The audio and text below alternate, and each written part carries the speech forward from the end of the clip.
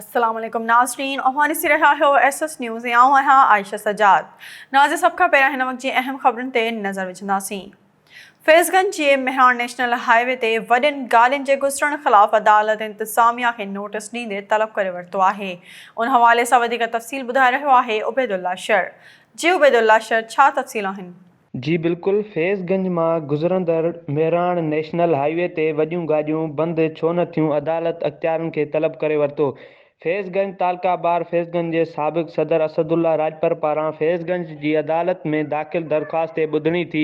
फैज़गंज अदालत सॻोरी वॾियूं गाॾियूं बंदि न कराइण तां सेक्रेटरी ट्रांसपोर्ट, डीसी Khairpur, DC Shaheed Benazirabad, SSP Khairpur, assistant commissioner Faizganj, SSP Shaheed Benazirabad, SHO सकरन, SHO दौड़ बांधी, एसएचओ फैज़गंज, एसएचओ अकरी खे नोटिस जारी कंदे 22 अक्टूबर ते कोर्ट में तलब करे वरितो आहे।